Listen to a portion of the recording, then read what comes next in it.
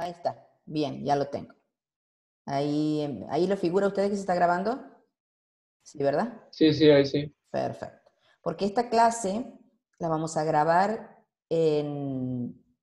o sea, ahora la grabo yo en mi computadora y después la subo al aula virtual para que ustedes puedan revisarla, verla o cuando tengan que repasar, a algunos les es más cómodo escuchar lo que se ha hablado que leer. Con respecto al texto que vamos a utilizar, vamos a tratar, lo hemos encontrado que está online, en PDF, entonces vamos a subirlo. Y si no, la biblioteca los tenía para vender, y si no, cualquiera de sus compañeros de otros años que probablemente, que he visto que algunos lo tenían, podrán vendérselos o compartirlo para que lo puedan tener. Bueno, voy a compartirles el PowerPoint para que veamos desde aquí.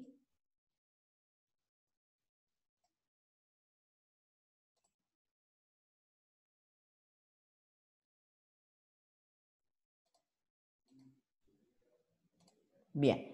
En este momento a mí no me van a ver, pero digamos, ustedes tienen la posibilidad de abrir el micrófono y participar las veces que sea necesario, y en las preguntas no tengan miedo de hacerlas porque todas las preguntas tienen que ver con ese aprendizaje y la duda que cada uno tiene, que se supone que no todos de ustedes han tenido una base de química.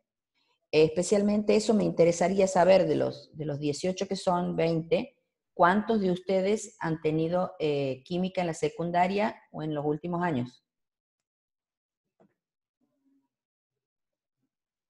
Yo he Cuéntenme. tenido desde tercer año hasta quinto, he tenido la orientación biológica. He visto Perfecto. estequiometría, he visto soluciones, Bien. toda la parte, bastante contenido en temas químicos sería. Esos son los contenidos prácticamente que se van a ver, todo lo que equivale a la química general. Y Yo alguno soy que, sí. tercer año nomás. Y la verdad, no, ni me acuerdo, si soy sincero. Qué macana. ¿Hay alguno que no haya Por- visto química?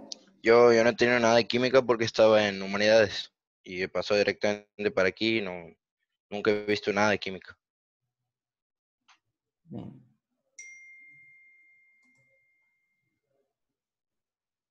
¿Algún otro que no haya tenido nada? ¿Quién es el que me ha dicho que no tenía nada? ¿No tuvo prácticamente nada? Yo, profe Emiliano Moratorio. Emiliano Moratorio, bien.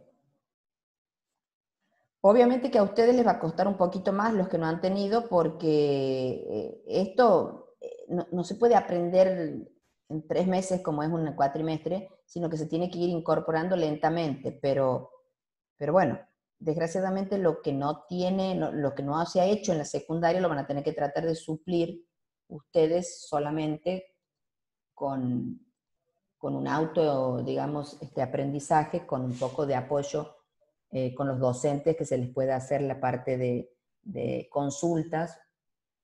Pero bueno, sí creo, a la larga vemos que no son contenidos tan difíciles ni tan profundos como para que no puedan hacer una incorporación de los elementos que consideramos son necesarios para poder avanzar en esta carrera. Bueno, ¿cuántos estamos? 18, perfecto, empezamos nomás. Voy a volver a cerrar todas las pantallas.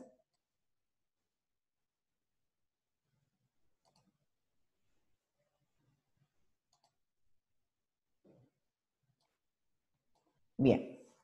Entonces, lo que vamos a ver nosotros es química.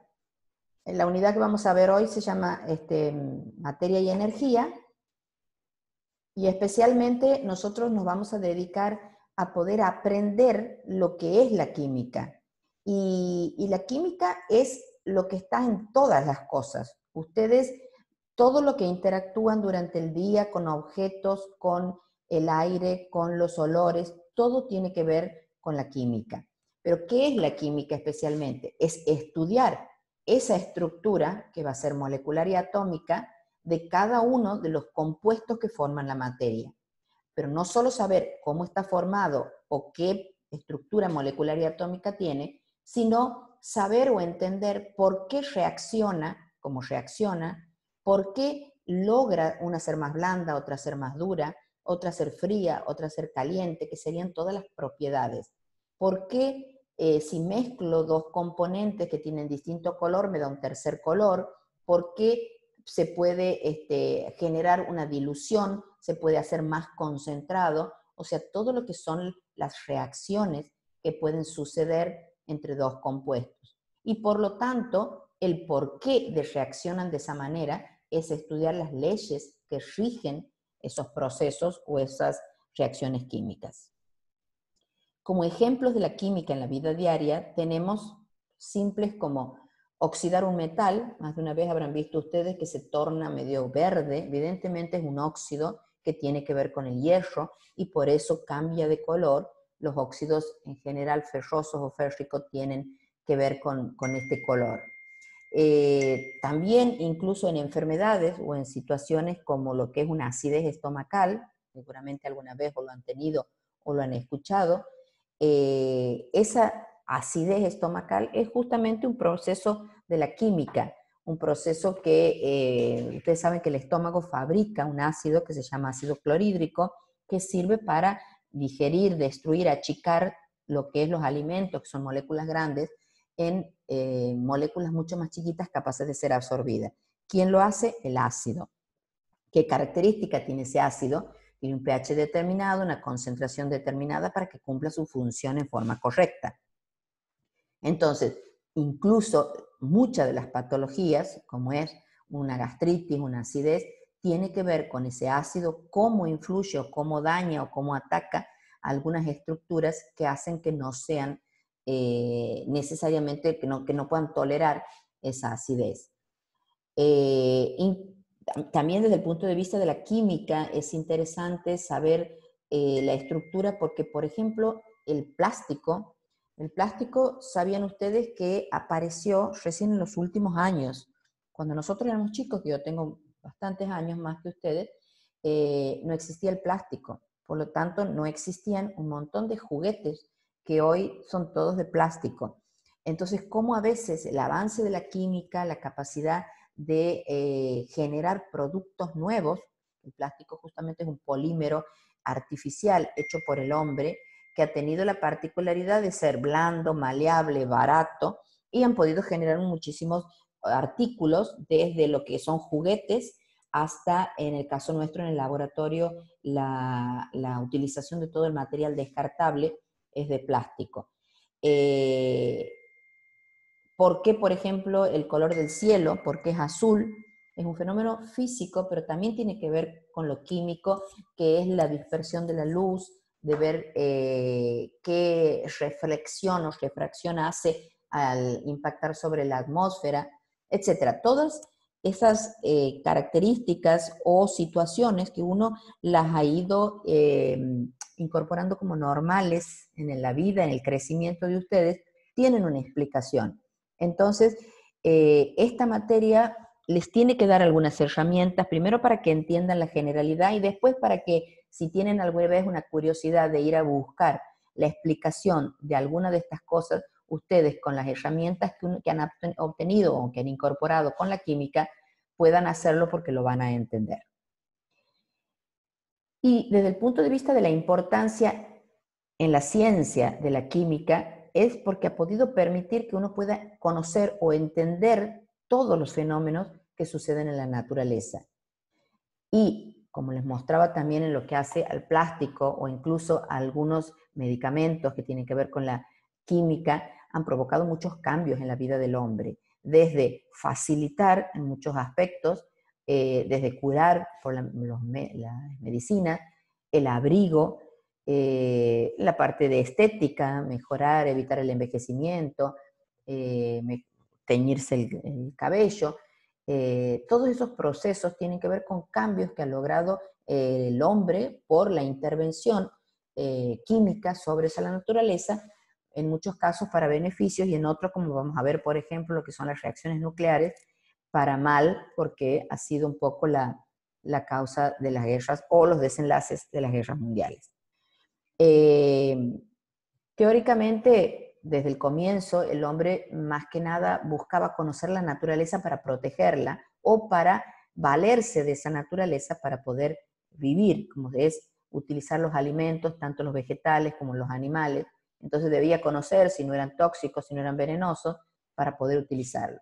Y también para protegerse, cuando no había otro tipo de estructuras, para lo que era el vestido, se utilizaban las pieles, para hacerse las viviendas, donde podían utilizar las ramas de los árboles, el barro, pero también por su intervención en la naturaleza ha producido algunos tipos de daños, como es la contaminación de lagos, de ríos, y como es la desertización, que es digamos, el corte indiscriminado de todo lo que son los árboles y con el perjuicio que eso ha generado por no tenerlos. Específicamente lo que vamos a ver es materia hoy, materia y energía. Y a ver qué se les ocurre a ustedes que es la materia.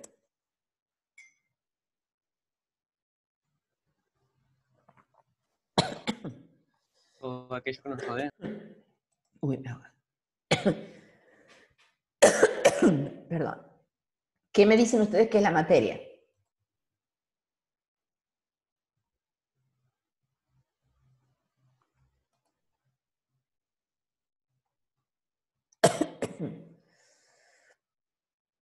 A ver, no sé, no tengan miedo de opinar. O sea, ¿qué sería la materia desde el punto de vista de lo que palpan ustedes, de lo que ven en la vida diaria? Por ejemplo, si yo les digo que tomen un libro y me digan qué están tocando. ¿Se me escucha? Todo Sí, se escucha bien. estaría formado por la materia. ¿Qué? Es Todo algo que estaría ocupa un formado peso por y la un materia. espacio en el... Hola. Sí, ocupa peso y espacio. O sea, ocupa un peso y ocupa un lugar en el espacio en que se encuentra. Ese sería desde el punto de vista ya químico, claramente. Pero yo les pregunto a ustedes desde el punto de vista de unos seres normales que andan por la vida viendo qué es para ustedes qué es algo que es materia, qué es un pedazo de madera. Ustedes lo podrían, si yo les pido que me describan, por ejemplo, un pedazo de materia, ¿cómo dirían? Tiene Es algo visual, es algo que se puede tocar, es algo físico, Algo tangible. tangible. Especialmente lo que se puede es tocar y se lo siente. ¿Qué diferencia hay con un rayo de luz? Que lo siente, pero no lo puedo tocar. Lo que lo percibimos, pero no lo... Claro, los rayos, o sea, que voy a sentir calor, es decir, Se lo percibe. claro. Sí, ahí es un poco para que puedan entender la diferencia entre materia y en energía, que es un poco lo que queremos al final de la clase tenerlo claro. Y justamente, como lo han dicho, es todo aquello que uno pueda percibirlo a través de los sentidos. Si yo lo puedo ver, si lo puedo tocar, si lo puedo oler, es materia. Pero además tiene que tener una masa y tiene que ocupar un lugar en el espacio. Si nosotros hablamos de una imagen que es virtual, ¿sería materia? Y no porque no ocupa. No está ocupando un lugar físico. ¿No ocupa un lugar físico? Depende, yo creo que sí, porque se necesita algo para poder transmitir la imagen. No, yo te hablo de la La imagen. luz.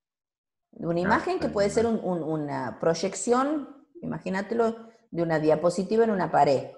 Esa Para mí es imagen energía, profe.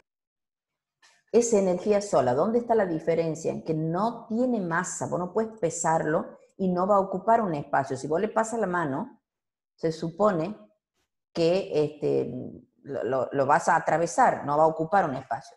Eso, digamos, está un poco digamos, los investigadores que van a hilar mucho más finito a decir si esos fotones de energía estarían ocupando una masa. Pero lo cierto es que la energía sería un poco lo opuesto a materia desde el punto de vista que lo vamos a ver nosotros, que es que tenga masa y que ocupe un lugar en el espacio. Lo que sí nos interesa diferenciar en este caso es lo que es materia y espacio. Uy, traten de que se silencie cuando no lo utilizan. no confundir lo que es materia con el peso, donde la diferencia en peso es simplemente porque estamos en la Tierra y tenemos una fuerza que lleva los objetos hacia que son atraídos hacia el interior del globo terráqueo, que es la gravedad. Esa gravedad genera en los cuerpos que tienen un determinado peso una aceleración en esa caída. O sea, si nosotros dejamos suelto en el aire una piedra, cae. Cae con una velocidad y con una fuerza que va a depender del peso de la piedra. Si tiro un papel o una pluma, algo que tiene mucho menos materia, la velocidad con la que cae es menor, porque justamente tiene que ver esa aceleración, si ustedes ven, en el caso de la aceleración de la gravedad, es la fuerza con la que es atraída por la Tierra, porque es un valor fijo, que es 9,8 metros por segundo al cuadrado.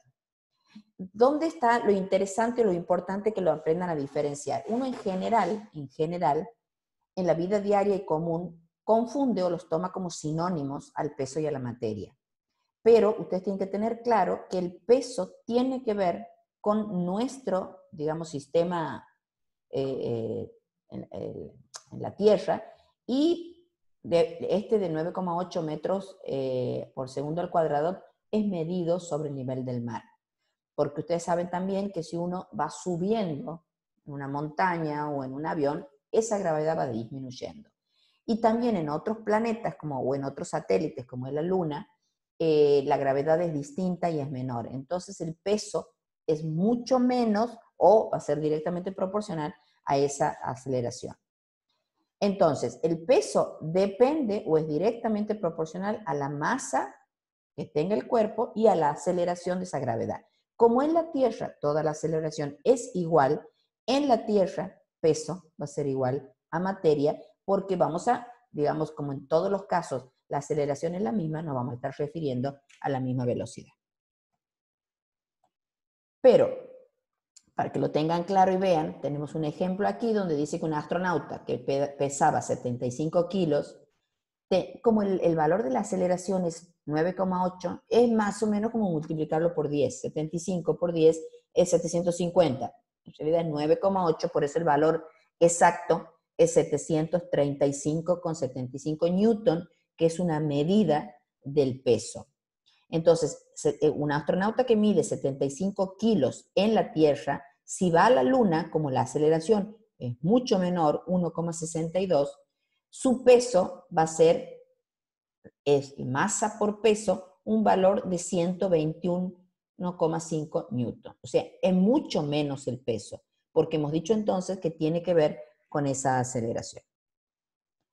Y ahora vemos la energía. La energía es simplemente una capacidad que uno si lo tuviese que describir, la forma más fácil o más clara de describirlo es la energía solar, que uno la puede como tener más permanentemente como ejemplo de son rayos que dan luz, que dan calor, pero si uno lo va a describir desde el punto de vista químico, es una capacidad de realizar trabajo. Dentro de esas, ¿cuál vamos a tener? La energía potencial. La energía potencial es la energía que tiene un objeto, cualquier tipo de materia, por su condición misma, pero que no necesariamente la está o emitiendo o generando. Por ejemplo, si nosotros tenemos la energía potencial más clara es la de los diques, donde tenemos, ¿saben lo que es un dique, no? Un dique digamos, como el dique frontal de las termas. Lo que se hace es un espejo o una masa de agua con diferencia de altura entre donde está el ojo del agua y donde se la va a hacer caer. Esa diferencia de altura va a generar que cuando el agua caiga, golpee sobre unas turbinas que las va a hacer rodar y por lo tanto vamos a generar, en este caso, energía eléctrica. Entonces, ¿cuál ha sido la energía potencial del agua? ¿Dónde está la energía potencial del agua? ¿Qué me dicen ustedes? ¿En la caída o en la fuerza con la que mueve con la que golpea el motor, por así decirlo? La fuerza con la que cae ya es la energía digamos, andando o generándose. La energía potencial es la que la tiene simplemente por estar a una altura y tener un peso determinado. Porque si en vez de ser agua era Coca-Cola o era cualquier otro líquido, también tenía esa energía potencial porque el efecto es por peso. Cae el peso y probablemente hace girar una turbina y probablemente ese va a mover o va a generar una energía que va a acumularse en un motor donde uno pueda guardar esa energía para poder ser utilizada. Pero potencialmente la tiene el agua por estar a esa altura. Si yo les digo que energía potencial tiene el agua después que ha caído, no la tiene si no se generan las condiciones para que en determinada circunstancia esa energía sea realmente palpable, visible o, digamos, puesta en evidencia de alguna manera. Otro tipo de energía, cinética. La energía cinética quiere decir energía del movimiento. En química, la energía cinética que vamos a ver, que es nuestra vedette, es la energía que tienen los electrones cuando se mueven alrededor del núcleo en cada uno de los átomos. Pero si agarramos unas boleadoras que tienen algo con peso y están sostenidas por un hilo y la hacemos dar vuelta, por ejemplo, si golpeamos algo frágil como puede ser un vidrio, lo vamos a romper. Pero si agarramos simplemente y queremos golpear ese vidrio con la mano, y probablemente no lo podamos romper. Pero una boleadora que viene en movimiento, que ese movimiento ha generado una velocidad y una aceleración, y por lo tanto una fuerza o un peso mayor, puede romper. Entonces, esa energía cinética la ha dado la velocidad con la que se estaba moviendo. Otro ejemplo es de las balas. La bala, si yo la tiro la tengo en la mano y la tiro hacia el otro, no le hace nada. Sin embargo, si la pongo en algún instrumento, como puede ser un revólver, una ametralladora, lo que genera una velocidad en la trayectoria, en el impacto puede hacer un daño inmensamente mayor. Entonces, la energía cinética tiene que ver con el movimiento del objeto que por su desplazamiento va a adquirir una fuerza que va a poder impactar, y esa es la energía cinética. ¿Qué otro tipo de energía? La térmica. Térmica es de calor. Por ejemplo, los rayos del sol, todo aquello que genere un aumento de temperatura, ese aumento de temperatura está dado por un aumento de la energía calórica o la energía térmica. Y otra es típicamente la energía química. Y la energía química, que antes se le decía energía química sin saber muchos detalles hasta que se va estudiando y se ha ido, digamos, aprendiendo o diferenciando cuál es. Y la energía química es la energía del movimiento de los electrones, de la capacidad de reaccionar de un átomo con otro por el intercambio, el compartir esos electrones que van a formar o nuevos compuestos o mezclas, etc. Vamos a ver entonces algunas de las leyes que rigen todos estos procesos que suceden en la naturaleza desde el punto de vista de química. Uno de esos es la ley de conservación de la energía. La ley de conservación de la energía es que toda la energía del universo permanece constante. ¿Qué quiere decir esto?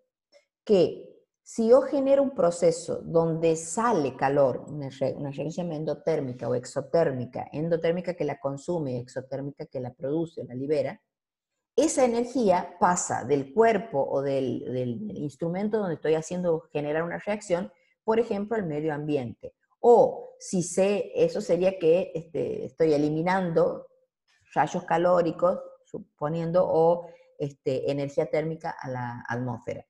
Pero en el caso de que la consuma, que caliente un objeto, por ejemplo en la cocción de los alimentos, le voy a incorporar la energía a la masa o a la materia.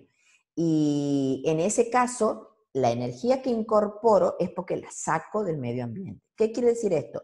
Que la energía no se crea ni se destruye, sino solo se transforma. Esa es la ley de conservación de la energía. La energía total del universo permanece constante. Entonces, materia y energía son intercambiables. Quien descubrió la relación o la fórmula que los vincula es nada menos que Einstein, donde él descubre esta fórmula que es energía igual a masa por C es la velocidad de la luz al cuadrado. ¿Qué quiere decir esta pequeña formulita tan simple? Y es que se podría transformar en energía cualquier masa que la aceleremos a la velocidad de la luz al cuadrado. A la velocidad de la luz al cuadrado, 3.000 millones de kilómetros por minuto, al cuadrado. Acelerando cualquier masa a esa velocidad, vamos a transformarla en energía. No sé si se acuerdan ustedes de un programa, que no sé si lo han repetido estos últimos años, que se llama Viaje a las Estrellas. Ellos tenían en un lugar de la nave como si fuese un sistema de teletransportación. Se paraban, los aceleraban a sus moléculas y podían aparecer en cualquier otro lugar. Obviamente que era ciencia ficción, pero no quiere decir que en algún momento no se pueda generar eso y mira, lo que lo hacían como un dibujito o como una ficción puede ser realidad. Lo cierto es que... Una pregunta. Sí. ¿La masa también se puede definir como materia o no son los mismos conceptos similares? La materia es la masa expresada en gramos. O expresada... Bien. Entonces sí se puede definir así también. Estamos como asociando. Acuérdense que aquí le he puesto la definición. Es todo aquello que tiene masa y ocupa un lugar en el espacio. ¿Sí? Bien, ahora sí entiendo. Bien.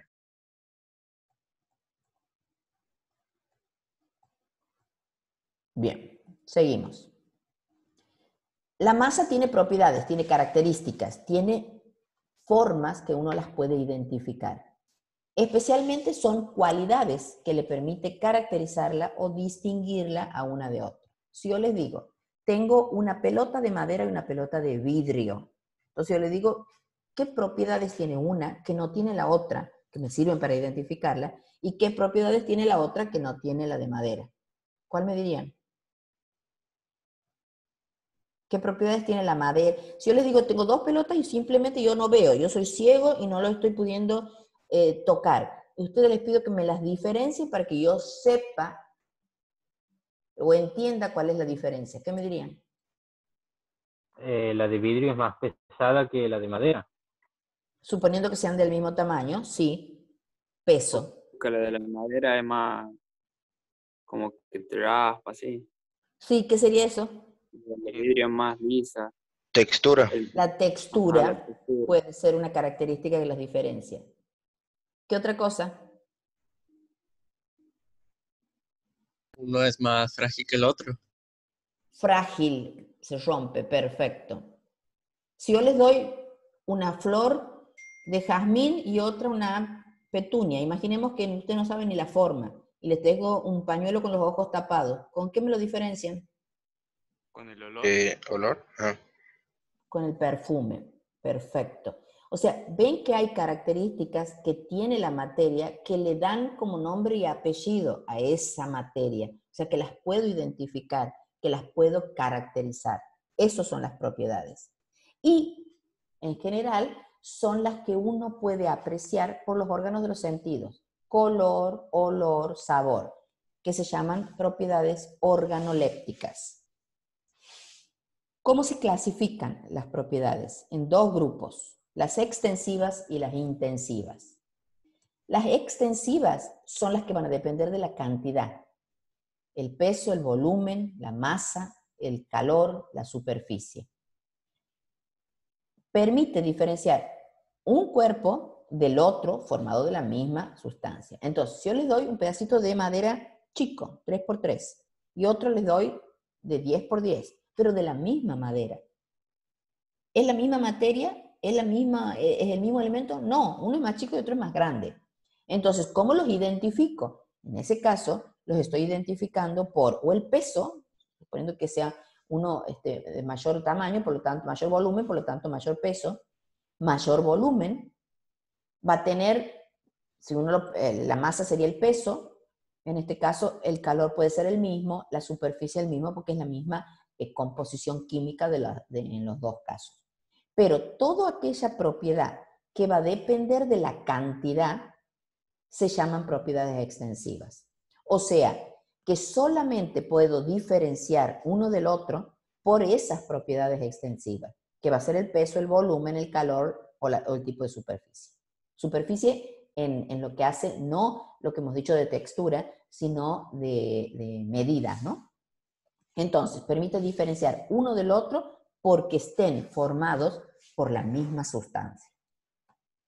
En cambio, las propiedades intensivas no dependen de la cantidad, dependen del tipo de sustancia, que puede ser el olor, el sabor, la densidad, la solubilidad, brillo, punto de fusión, que es pF, punto de ebullición, etc.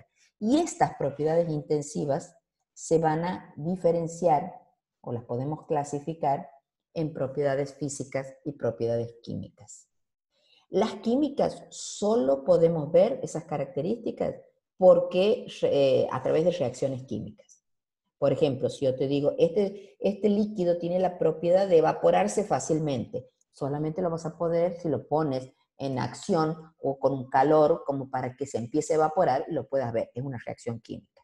No puedes verle de otra manera esa propiedad. O suponte que sea otra propiedad química es, si reacciona con el permanganato de potasio me da color violeta. Tengo que hacer la reacción. Pongo el compuesto que estoy probando más permanganato de potasio me va a dar color violeta. Esa sería una reacción química. Solo esa propiedad química solo la puedo ver si le genero la reacción química. En cambio, las propiedades físicas son las que se pueden ver sin necesidad de producirle cambios en la materia. O sea, al final de la reacción química, si era agua al comienzo, sigue siendo agua al final. Si era alcohol, sigue siendo alcohol. Pero las propiedades químicas, como les genero una reacción química, muchas veces las voy a modificar y deja de ser ella misma. Ahora vamos a ver más ejemplos para que se pueda entender. Dentro de las propiedades intensivas, entonces, que tienen que ver con no dependen de la cantidad, tenemos color, olor, sabor, densidad, la solubilidad, el brillo, punto de fusión, punto de ebullición, etc. Y ahora vamos a ver un ejercicio. Si hemos entendido, deberíamos poder contestar. ¿El volumen, entonces, es propiedad extensiva o intensiva? La pregunta sería, ¿depende de la cantidad el volumen? ¿Extensiva? Sí, Entonces, ¿extensiva o intensiva? Sí, extensiva. Extensiva. Exactamente. El olor depende de la cantidad. O sea, ¿una gota de un perfume caro huele igual que el frasco entero?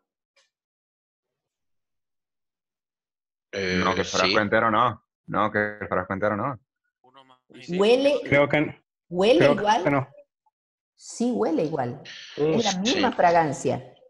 O mejor dicho, un frasquito de 30 y un frasco de 1 litro del mismo perfume, ¿huelen igual? Ah, Sí, sí. sí. Porque el olor no depende de cuánto tenga, salvo, digamos, es medio confundible en el sentido de que cuando hay olores feos, si hay mucha cantidad se siente más, en realidad hay más concentración.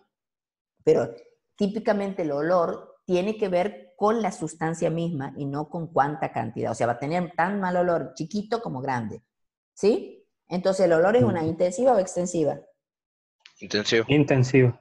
Intensiva. La presión También. la presión de un compuesto sobre la presión la presión misma. La presión va a depender del volumen, entonces es una extensiva. No. La presión, o sea, Yo creo que es intensivo. claro, lo que pasa es que depende de la presión de qué hablemos. Está bien, sí. Claro. Sí me gusta, digamos, que ustedes, depende de cómo asocian digamos, la situación, en este caso sería el efecto, es como ustedes lo pueden ver como intensiva o extensiva. La presión sola de algo, por ejemplo, la presión que ejerce el cloro sobre la pared de un bueno, no, justo eso sí va a depender de la concentración. Bueno, en ese caso sí podría ser una extensiva. Ya les voy a explicar, ya voy a ver si me acuerdo por qué la puse como intensiva ahí. Capaz que una. El punto de ebullición, Intensivo. Intensivo. sí, o sea, el agua, medio litro de agua hierve a 100 grados, igual que 7 litros de agua, aunque demore más tiempo en calentarse. Entonces es intensiva. La maleabilidad, ¿saben lo que es la maleabilidad? El poder transformar el objeto, ¿Transformar qué? la masa del El objeto cuerpo del o la objeto. forma del objeto. Exacto. Espérate que justo me están mandando un mensaje. Es la capacidad de transformar la forma, el maleable. Y, digamos, cuanto más fácil sea para nosotros transformarlo, más maleable es un elemento químico. Entonces, ¿esa maleabilidad es extensiva o intensiva? Depende de la cantidad. O sea, la No, es plastilina intensivo. es intensiva, bien. La densidad,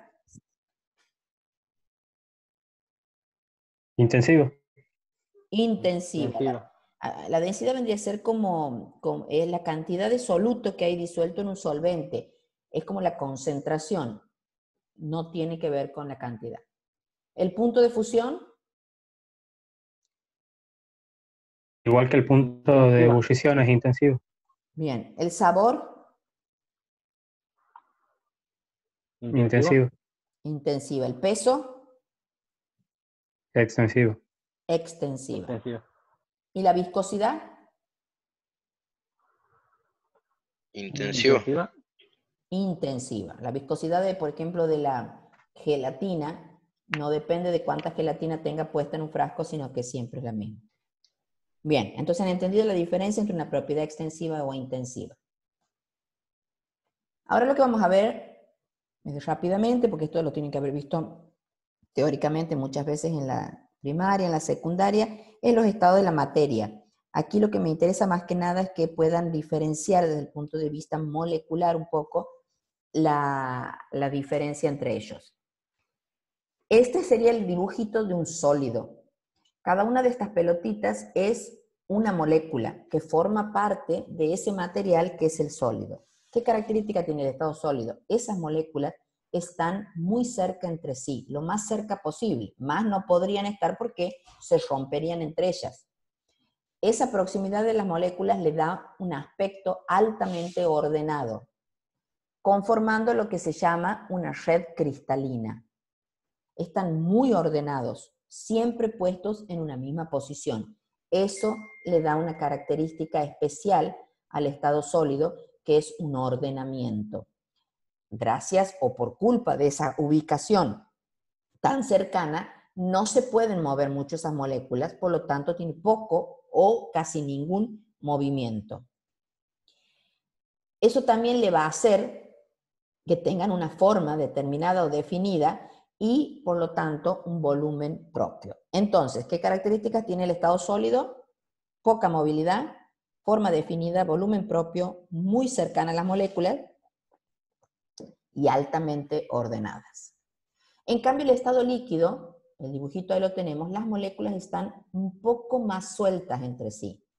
Entonces, ese poder estar un poquito más separadas es porque la fuerza de atracción en ellos no es tan fuerte, no es tan intensa. Entonces, algo se pueden desplazar uno a otro, dándole lo que se llama una propiedad del líquido, que es la fluidez. Eso hace que no tenga una forma propia, sino que adquiera la forma del recipiente que lo contiene, pero sí tiene un volumen propio. Adquirirá la forma del recipiente por esa fluidez de las moléculas de adaptarse al lugar, pero sí tienen un volumen propio.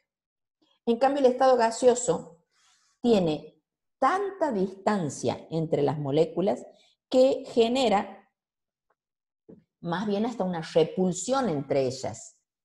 Entonces la fuerza de atracción no existe, es casi nula.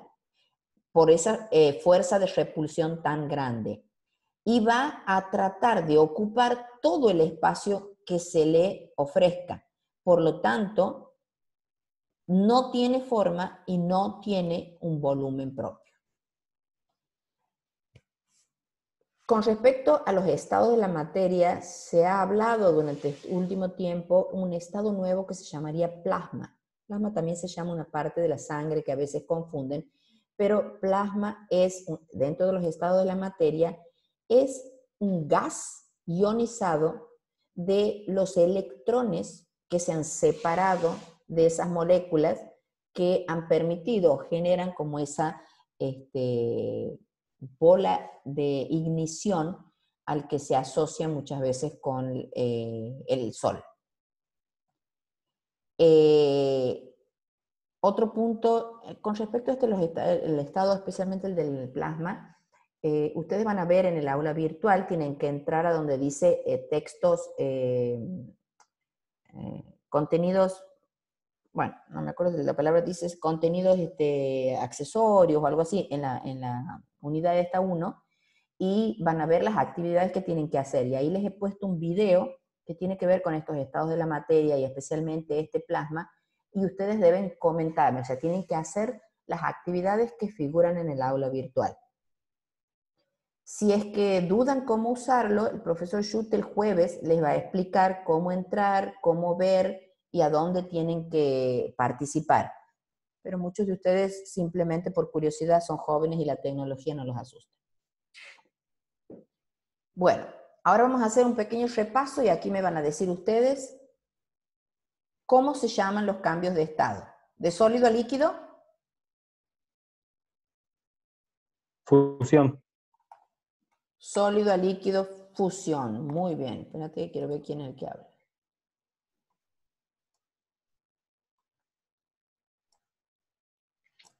¿De líquido a sólido? Solidificación. Muy bien. Otra manera de llamar esa solidificación es cristalización o congelación. Congelación generalmente se dice en el agua y cristalización es cualquier compuesto que no, que genera como un tipo de cristales. En todos los aspectos, digamos, la palabra le cabe. De líquido a gaseoso. Vaporización.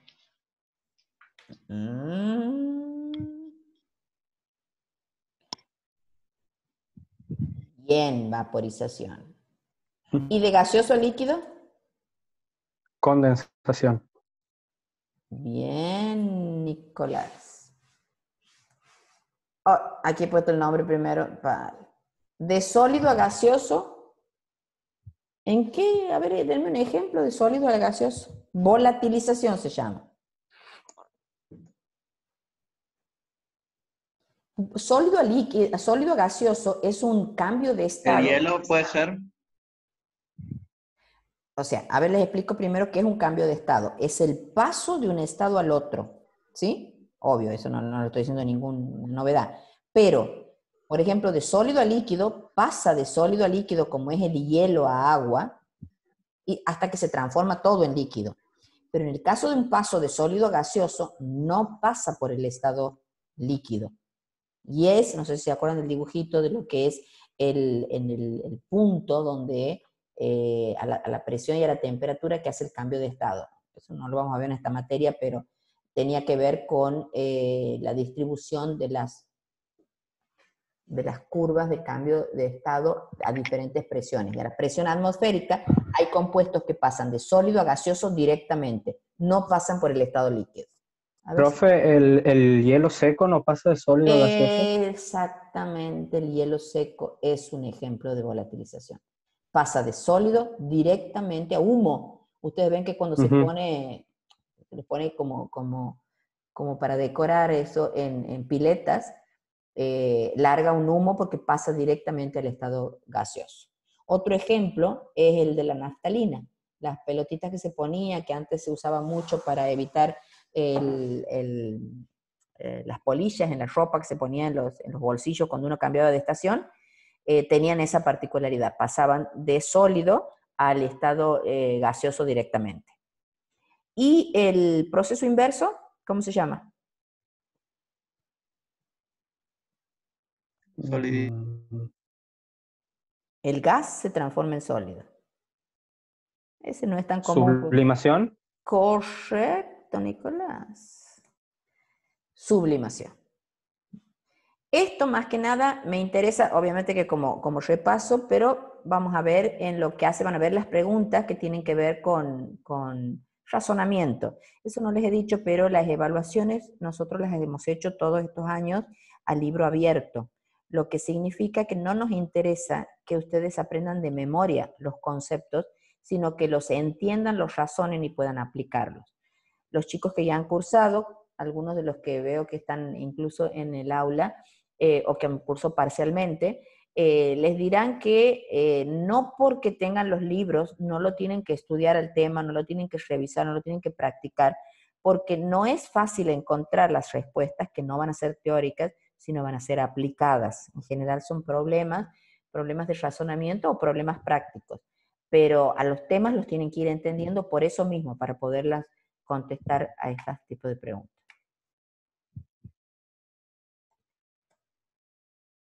Y aquí tenemos un cuadrito que les he agregado a la izquierda abajo, donde dice no confundir evaporación con ebullición, porque la vaporización o la evaporación es un cambio de estado, pero la evaporación es lo que le sucede a las moléculas de la superficie de un líquido. Por ejemplo, si uno deja un vaso al aire libre durante toda la noche, lo que van a hacer esas partículas es evaporarse o trasladarse a la masa que forma parte del aire, que lo van a hacer a cualquier temperatura simplemente por estar en la superficie y escaparse de esa, adquieren mayor energía cinética y por lo tanto pueden moverse un poco más y se escapan al estado gaseoso. No es lo mismo que la ebullición, donde para eso se necesitan los 100 grados de temperatura para que suceda y es un cambio de estado. Bueno, ahora vamos a ver qué es sistemas materiales. Cuando hablábamos de material era la materia, pero un sistema material es ese pedacito del mundo que lo vamos a separar o aislar para nuestro estudio. Este sistema material es como definir un determinado área, un cuerpo, que le vamos a aplicar o le vamos a estudiar todos los procesos que tienen, o si vamos a estudiar un tema al que nos vamos a referir. Eso sería un sistema material. Conjunto de cuerpo o un cuerpo que se aísla para poder ser estudiado. Si hablamos de un sistema material, podemos hablar de 3 tipos de sistemas. Está el sistema abierto. Imaginemos este cuadrito puntuado con puntitos. Es nuestro sistema material. Y ahí tenemos una masa y energía. Y el resto es el entorno. Entonces, cuando hay transferencia de energía y de masa hacia el entorno, es un sistema abierto. Por ejemplo, si tenemos una olla hirviendo en una cocina, vemos que las partículas de agua se van a evaporar, se van a ir a la atmósfera, se van a ir al aire, pero si le ponemos una tapa que la condensa en lo frío de la tapa, vuelve a caer la gota de agua dentro de la olla, entonces hay un intercambio de energía, porque pueden o enfriarse o calentarse, y de masa, porque salen moléculas de agua o vuelven a entrar. En cambio, un sistema cerrado, imagínense que yo le pongo enterito, cerradito, bloqueado, donde no puede salir ninguna gota, por ejemplo, de agua, si estamos hablando, pero sí puede salir el calor. Si yo lo caliento desde adentro y lo llego a tocar, digamos, yo lo hago subir a temperatura 100, apago el fuego, y al cabo de 15, 20 minutos voy a ver que ya no está en 100, está en 60, en 70. O sea, ha perdido calor. ¿Y a dónde se ha ido ese calor o esa energía calórica? Se ha ido al ambiente. O sea, ha habido una pérdida de energía en el entorno. Pero el agua no, pues no le he dejado. La que se estaba por evaporar chocó con la tapa, se ha vuelto a condensar y ha vuelto a caer adentro. Ese es un sistema cerrado, donde hay transferencia de energía con el entorno, pero no de masa. Pero hay un tercer tipo de sistema, que es el sistema aislado. ¿Y cuál sería el aislado? El que no intercambia ni energía ni materia con el exterior. ¿Cuál sería un ejemplo?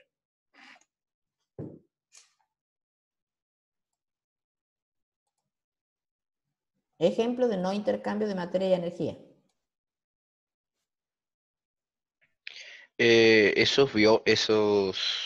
No sé cómo se llaman, biomas que están encerrados, o sea, los tienen como en peceras, no sé cómo se llaman realmente, pero creo que no tienen Más del uso diario de todos los contacto días. afuera. ¿Qué usamos para no perder? El ejemplo que yo les he dado es que se nos enfría la olla, ¿verdad? ¿Qué usamos para que no pierda calor y no se enfríe La algo? tapa. La tapa se calienta, pierde energía. ¿Qué usamos para que no se pierda calor o frío? Cuando toman mate. ¿Un termo? Un termo. Termo El iba a decir, pero termo no. es un invento para tratar de mantener las temperaturas fría o caliente, o sea, que no pierda esa energía calórica hacia el exterior. ¿Cómo se En una logra? heladera también podría Una ser. heladera, un freezer también puede ser, eso. Podría ser un sistema aislado, lo que pasa es que las heladeras tienen un motor que está compensando las pérdidas y tiene un termostato que hace que si está a la temperatura adecuada pare de producir. En cambio el termo, yo pongo una masa, que sería el agua por ejemplo, y le dejo de suministrar energía. Entonces si la pierde, se me enfría, o si la gana, suponiendo que sea frío, se me calienta, pero está aislado. En cambio en la heladera, pica, tengo un motorcito que cuando pierde un poco, porque he abierto la heladera, porque se me ha mojado el burlete o por lo que sea, me vuelve a producir para mantener la temperatura, ¿sí? En cambio, el sistema aislado sí es un termo. Ahora yo quiero que me cuenten, imagínense ahí el cuadrito donde está. ¿Han visto que en el dibujito tenemos como un doble cuadrado, uno exterior y uno interior? Y hace que esta energía no se pueda perder, vuelva hacia adentro, la materia no se pueda perder, vuelve hacia adentro, pero tampoco energía externa entra, ni materia externa entra. ¿Qué hace que eso suceda en los termos? Ustedes han visto que el termo tiene doble camisa. Tiene algo externo, que generalmente es de adorno, de color, y algo interno. El ¿Sí? vidrio, pero El envase interno es de vidrio. Sí, y el de fuera de metal. Es metálico, ¿no? No siempre de metal, ¿no? Los viejos, Bueno, plástico. plástico. Es de adorno totalmente de plástico. Entonces, lo que les pregunto, la botella, esa que está ahí adentro, ¿por qué logra mantener la temperatura y no se va? ¿Nunca se han preguntado qué tiene el termo que no Porque está tiene? sellado. Porque hay un vacío. Hay un vacío entre la botella de adentro y la botella de afuera. Bien, Ángel. Porque hay vacío. O sea, está sellado, no sería la respuesta correcta, porque si yo lo abro para ponerle líquido, está abierto con el exterior. Sin embargo, cuando le pongo la tapa, se supone que es lo más hermética posible, por eso no es permanente ni es eterno el calor, porque evidentemente la tapa no tiene el vacío que tiene la famosa esa botella, tiene una doble capa, y entre medio hay vacío. Eso lo vamos a ver después en otra unidad, pero para que haya una pérdida de energía, tiene que haber un paso, para que pase calor, tiene que haber paso de electrones, paso de algún tipo de átomos, porque si no la energía no tiene cómo irse. Cuando se genera vacío entre esos dos como vidrios que tiene el termo, no hay posibilidad de intercambio de energía cinética ni de electrones. Entonces la energía teóricamente no se puede ir. Obviamente que no es perfecto y por eso hay termos de mayor y de menor calidad, porque depende de cuánto bien hecho o más hecho el vacío está. Hoy estos termos que se llaman Stanley, que he visto que son metálicos, que tienen la gran ventaja de que no se rompen, lo han logrado con mucha más eficiencia. Si uno mide la cantidad de horas que es capaz un termo de mantener la temperatura, es notablemente mucho mayor. Y es por eso, porque tienen mejor calidad de vacío. Pero no es eterno, ¿por qué? Porque siempre tiene algún lugar donde no hay vacío, que es en este caso la tapa o por donde incorporamos el líquido. Esos son sistemas aislados, no hay intercambio. ni de masa, ni de energía. Eso es una clasificación, pero también podemos clasificar desde otro punto de vista la materia y que es en sistemas homogéneos o heterogéneos. El homogéneo están formados por una sola fase, una sola como tipo de sustancia que uno la puede percibir con la vista. Por ejemplo, el agua. El agua, si uno ve en un vaso, uno ve una sola, digamos, sustancia líquido o masa, llamémosle, que es el agua. En cambio, si yo pongo agua y aceite, por más que lo mezcle, lo dejo reposar, se separan. Entonces yo veo dos partes. Cuando ya veo dos partes, el sistema es heterogéneo, donde cada una de las partes que puedo identificar es una fase. Pero no solo quiere decir que una fase sea líquida, también puede ser sólida. Por ejemplo, si pongo agua con arena, es dos fases, porque una es sólida y otra es líquida, pero están dentro de un mismo sistema material, suponiendo que estemos estudiando ese vaso con la arena dentro, donde tiene dos fases con dos componentes. Una fase, o sea, cada fase va a tener las mismas propiedades intensivas en todas partes de su componente. O sea, que va a ser el mismo compuesto. Acuérdense que las propiedades intensivas eran lo que le caracterizaban y no dependían de la masa o de la cantidad, sino que dependían de sus características. Entonces, por ejemplo, si ponemos un vaso donde tenemos mezcla en partes iguales de alcohol y agua, que son miscibles, son mezclables. Si vos lo quieres ver al simple vista o con la mirada, no distingues dos partes, sino es uno totalmente mezclado. Como son moléculas, aunque sean muy chiquitas, si yo tomo una molécula o una porción de ese líquido al azar, una molécula, y la analizo, puede ser agua. Puedo tomar en otra parte de ese líquido o de esa mezcla o de ese, y que sea alcohol. Lo que quiere decir que en esa misma fase todos los puntos no tienen propiedades intensivas iguales. Por lo tanto, es una mezcla, digamos, mezcla en ese caso, pero o por ejemplo, algo más fácil para entender es si yo les pongo agua con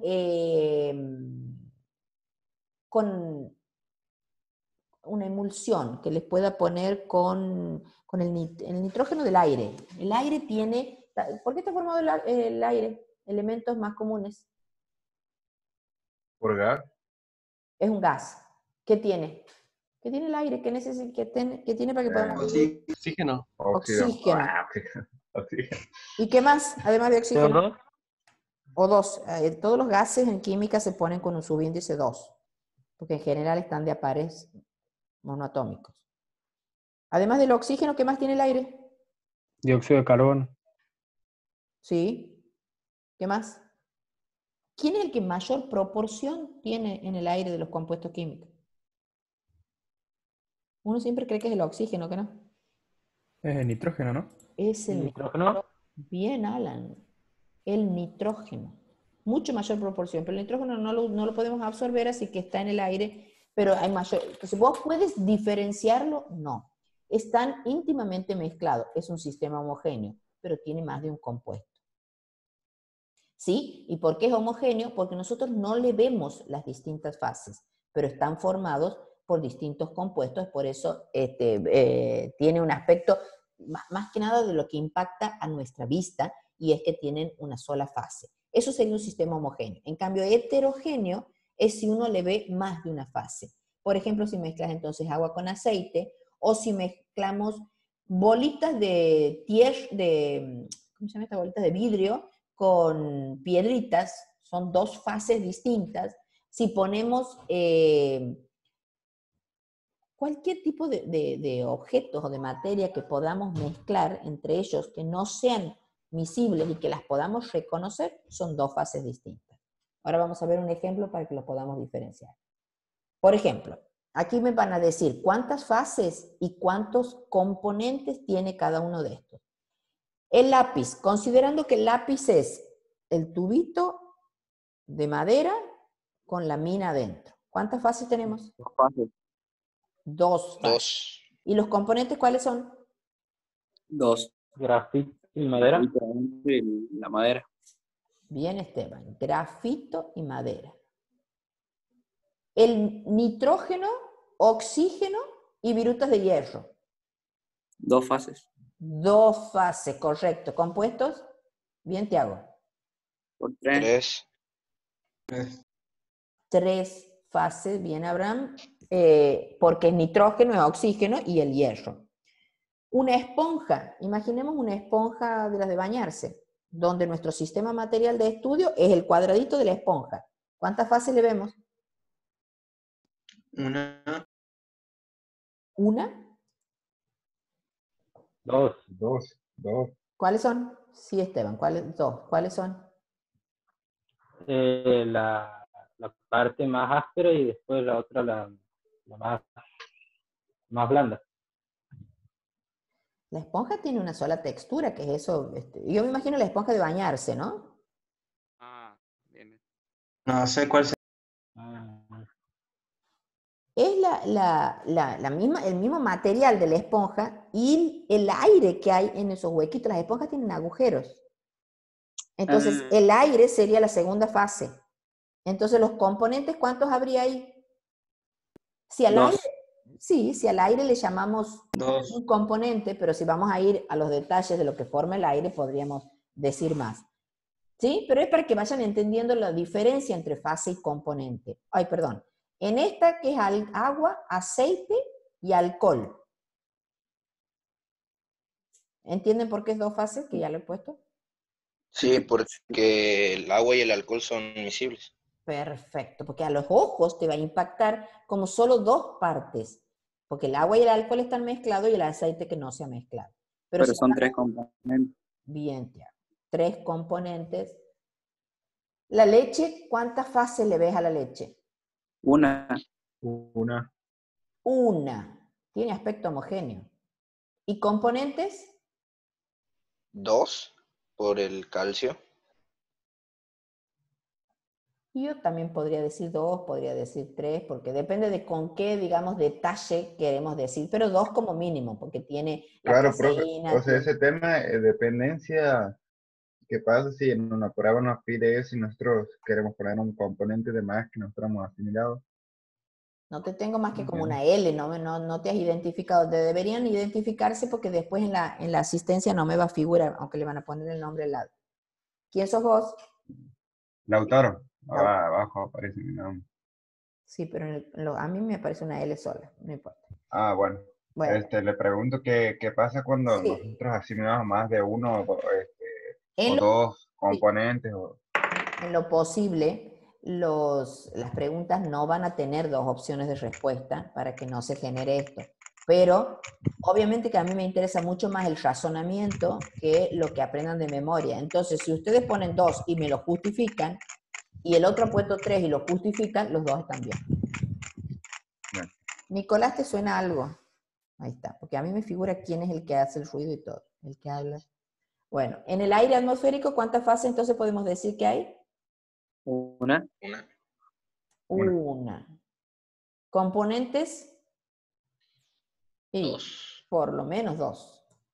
Pero también está el dióxido de carbono, acuérdense, casi que puede ser tres también. Ahora miren agua con hielo, ¿cuántas fases ven? Dos. Dos. Porque una es sólida. Porque uno es sólida, no, sólida no. No, sí, claro, sólida y otro líquido. Bien, ¿y componentes? Uno. Perfecto. Uno es homogéneo. No es homogéneo, es heterogéneo, pero es un solo componente. ¿Sí? Bien. En este me van a decir si es heterogéneo o homogéneo. Acuérdense que homogéneo es que se ve como una sola fase, una sola cosa. Heterogéneo es cuando se advierten las dos partes. Entonces la piedra pómez, ¿qué es la piedra pómez? La piedra que se utiliza para hacer como Porque es como la esponja de baño. Se ve el aire y la estructura del... Bien, Ángel. Pero Valentín estabas por decir, es como la que, en realidad es una piedra que tiene las características de la esponja porque tiene agujeros, pero es dura. Se la utiliza para raspar, para eliminar lo que son las callosidades de los pies. No sé si tendrá También otro uso. sí, para los jeans, para hacerle como cambiarle el color, hacerle como una especie de degradés al jean. ¿Al qué? Al jean. Ah, bueno, también, porque como tiene una textura dura y áspera, sirve para raspar toda la superficie que uno quiera o pulir o quiera, digamos, quitar en la parte superior. Entonces, ¿es heterogéneo o homogéneo desde ese punto de vista? Heterogéneo. Heterogéneo, correcto, porque hay aire y la parte dura. Las limaduras de cobre, hablando solo de las limaduras de cobre. Homogéneos. Solo los Homogéneo. cobra. Homogéneo. La sal fina y arena, Heterogéneo. Heterogéneo. heterogéneo. 3 trozos de hielo, Homogéneo. No, Más heterogéneo. heterogéneo. Porque son 3. Claro, son 3. ¿ves? Ahí depende de cómo me lo expliquen. Si ustedes nos referimos solo a los pedacitos de hielo, es hielo. Aunque haya 3, es el mismo. Pero en realidad uno lo va a tener probablemente en un vaso y vamos a estar tomando el aire. Y bueno, si me lo explican así, es heterogéneo. ¿Sí?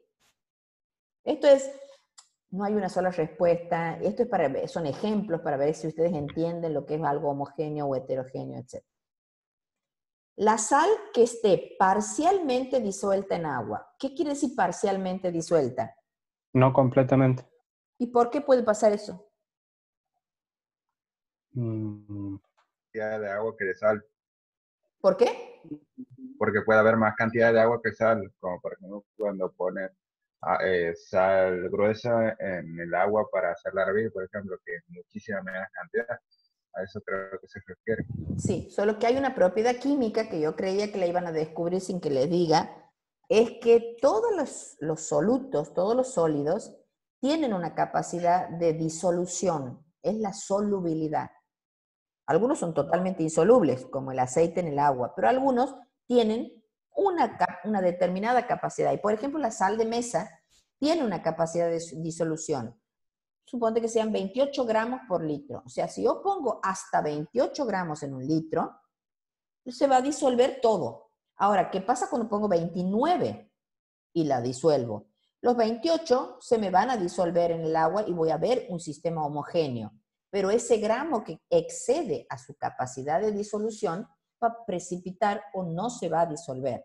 Entonces voy a generar un sistema heterogéneo, donde en la solución o en el agua va a estar parcialmente disuelta y lo que excede a la capacidad de disolución, no. Entonces, por eso el Entonces, ejemplo que heterogéneo. este va a ser heterogéneo. Y el otro, si la sal está totalmente disuelta en el agua, Homogéneo. Ahí entendí bien eso. bien, ahí va a ser homogéneo. El azufre, usted sabe que el azufre es un polvo o son unas barritas de color amarillo. Entonces, si yo tengo polvo, imagínense en un vaso de precipitación, en una taza, pongo polvo de azufre y pongo la barra de azufre. Depende de cómo lo veamos. Igual que lo del Porque hielo. sería como el hielo. Exactamente. Entonces, yo lo pondría como homogéneo, si me estoy refiriendo solamente a todo lo que es la composición del azufre, y heterogéneo si estamos hablando del agua o porque lo vamos a ver como Profe, una pregunta, ¿y sería un solo componente ahí? un solo componente del azufre. Ah. Ahí un poco habría que definir antes qué es el sistema material. Aquí, ¿cuál es el pedazo del mundo que estamos aislando para el estudio? Si es todo el vaso, incluido el aire, o solo el componente del polvo y la barra de azufre. ¿Me entienden la diferencia cuando uno habla de un sistema material y a qué nos estamos refiriendo? Bueno, estos son ejemplos que los tenemos en la cartilla, que no voy a ahondar porque se nos ha hecho más tarde de lo que pensábamos y todavía nos queda algunas diapositivas más. Y aquí un poco vamos redondeando lo mismo, donde las clasificaciones de la materia, que vemos mezcla, ahora vamos a incorporar un concepto nuevo que es la de mezcla y sustancia pura, donde hemos dicho que a las materias se podían mezclar entre sí, se podían unir, y la vamos a diferenciar entre mezclas y cuando sea una sustancia pura. Mezcla es la que se podía clasificar en heterogénea u homogénea, donde heterogénea íbamos a ver solamente podíamos diferenciar las fases. En cambio, la homogénea no la vamos a diferenciar. Aquí de la homogénea hemos puesto el café, donde el café vamos a ver como un solo líquido, pero sabemos perfectamente que hay agua y que hay el café hidratado o disuelto. En cambio, por ejemplo, una mezcla puede ser una ensalada tranquilamente, donde está el tomate, el huevo, la lechuga, etc. O el mismo granito, que es una de las piedras que se utiliza para las mesadas de la cocina, donde es la suma de distintos componentes químicos y que incluso de verlo uno puede apreciarlos. Eso sería una mezcla entonces heterogénea porque le apreciamos las distintas fases. En cambio, la materia también la podemos clasificar en sustancias puras, donde la sustancia pura es cuando está formada por un solo componente. Pero ese componente solo puede estar solo, como sería aquí puesto como ejemplo el hidrógeno, que es un gas, o el oxígeno, que es otro gas, solo, es una sustancia simple, formada por un solo átomo. En cambio, puede estar combinada entre sí, por ejemplo, el hidrógeno con el oxígeno, y forma el agua. O sea, son sustancias puras porque es un solo componente, pero puede estar formado por un solo tipo de átomo, como el hidrógeno, como el cloro, como el oro, como el aluminio, un solo componente, o puede haber reaccionado y formado una mezcla, perdón, una mezcla no, un compuesto que tiene más de un tipo de átomo, como es, por ejemplo, el cloruro de sodio, como es el agua, como es el ácido clorhídrico. Cada uno de esos está formado por más de un átomo o una sustancia simple formando ese compuesto. Estas sustancias puras, entrando un poquito más en el concepto de puras y mezclas, entonces hemos dicho que están formadas por un solo componente o un solo compuesto en la fórmula química. En cambio, y se llaman elementos a cada uno de ellos. O si no, pueden ser las sustancias simples que están formadas nada más que por un tipo de elemento, como hemos dicho, podría ser el hidrógeno o el helio, el cloro, el oro o cualquiera de los elementos solos. Entonces, mezcla es A más B y podemos separarlos en A por un lado y B por el otro, las dos sustancias puras por separado. Estas sustancias puras van a tener características o propiedades específicas o que lo identifican como el punto de fusión, punto de ebullición y la densidad. En cambio, en los compuestos va a depender de la proporción que haya de cada uno de estos para dar esas características. Entonces, las sustancias simples formadas por un solo tipo de elemento y los compuestos por varios tipos de estos elementos.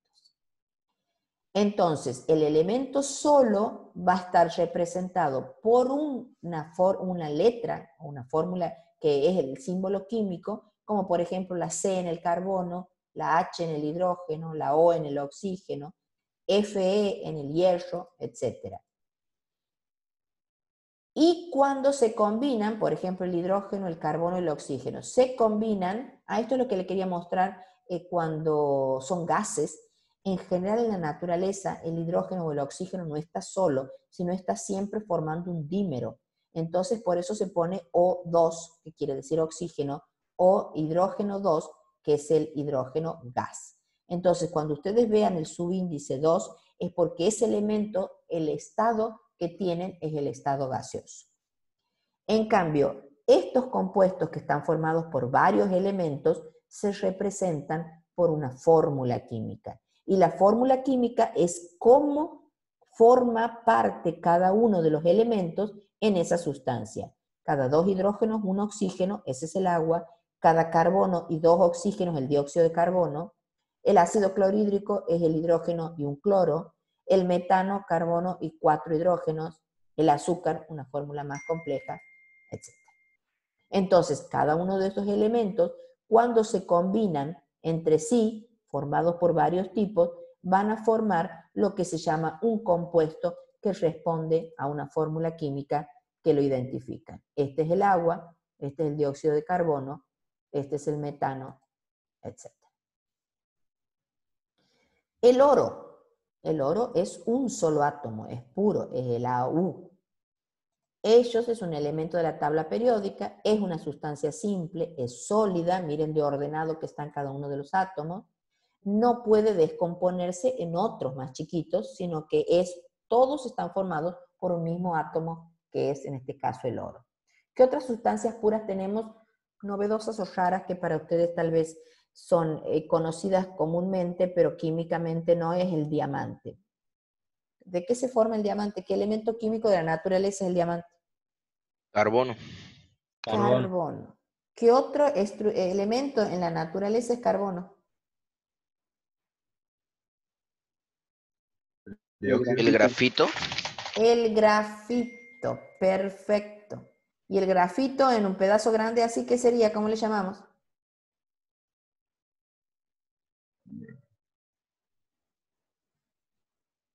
Carbón. I don't know. Entonces, si el carbón es igual que, bueno, es igual que el diamante.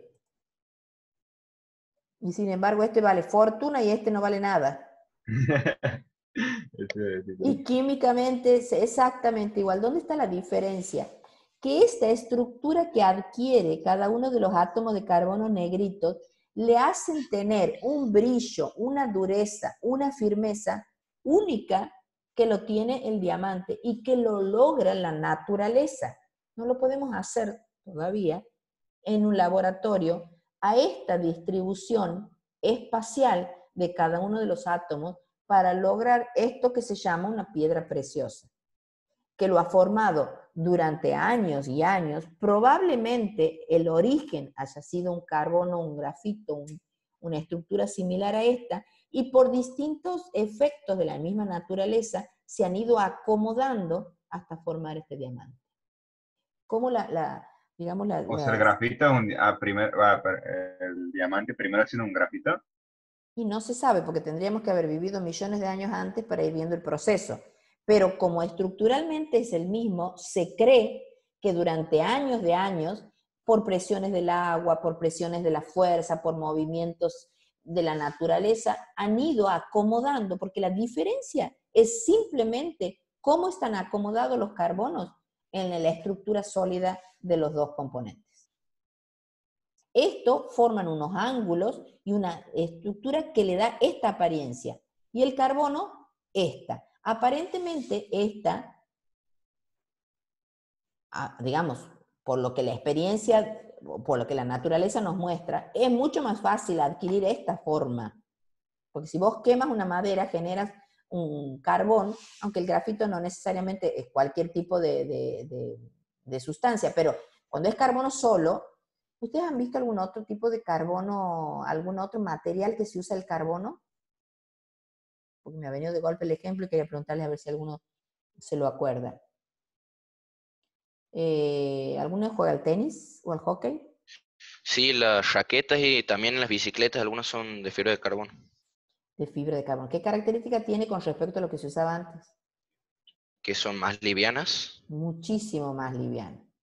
Porque evidentemente estos espacios son grandes, entonces tiene mucho espacio de aire, por lo tanto el mismo volumen que podría ser o de una raqueta o de una, es mucho más livianito, antes se hacía o de madera o de aluminio y han ido cambiando las estructuras. O sea, tiene que ver con esa distribución espacial. Bueno, esa distribución cuando logra estos ángulos tan especiales y tan medidos, hacen que sea un diamante. Digamos, son curiosidades de la naturaleza. Pero si vamos a desmenuzarlo y a achicarlo, todos son el mismo, exactamente el mismo átomo de carbono. El agua no es un elemento, es un compuesto. ¿Por qué? Porque está formado por más de un elemento, oxígeno e hidrógeno, que respetan una proporción. Cada 2 hidrógenos tenemos una molécula de agua. No puestas de cualquier manera, sino tienen que formar este ángulo exacto que es el que tiene la molécula de agua. Entonces, una molécula formada por 2 elementos, por lo menos, es un compuesto. Ahí tenemos el caso de oxígeno por un lado, hidrógeno, y cómo están formadas las moleculitas. Estas moléculas podemos, por distintos tipos de procesos químicos, separarlas en sus componentes. Oxígeno por un lado, hidrógeno por el otro. Hemos dicho que una característica de los elementos es que no podían desdoblarse más. Eran el último tamaño mínimo para que siga siendo el mismo elemento. Profe, una pregunta. Sí. Para que sea, por ejemplo, para que el agua sea así, ¿tiene que tener esa forma exacta? Esa forma es la que adquiere la O, naturaleza. Solamente esa forma, ese es el ángulo. Después vamos a ver que tiene propiedades gracias a esa forma, que por ejemplo, gracias a eso puede ser el disolvente por excelencia de casi todos los componentes.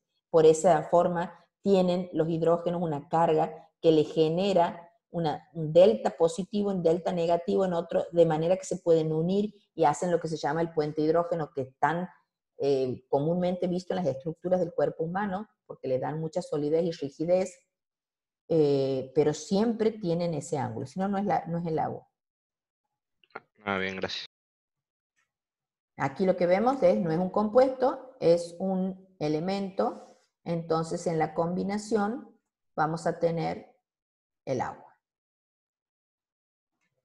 El azúcar no es un elemento, es un compuesto, está formado por oxígeno y por hidrógeno, y de acuerdo a cómo se combinan, van a formar una molécula que tiene estas características, que no nos interesa la fórmula en este caso porque no es química inorgánica, sino es orgánica, pero para que sepan que está formado por hidrógeno, no ha salido la palabra hidrógeno, oxígeno y carbono. Aquí falta el carbono y aquí está el hidrógeno. Bueno, entonces la materia pueden ser sustancias puras y mezclas. Las sustancias puras en elementos y compuestos y las mezclas en homogéneas y heterogéneas.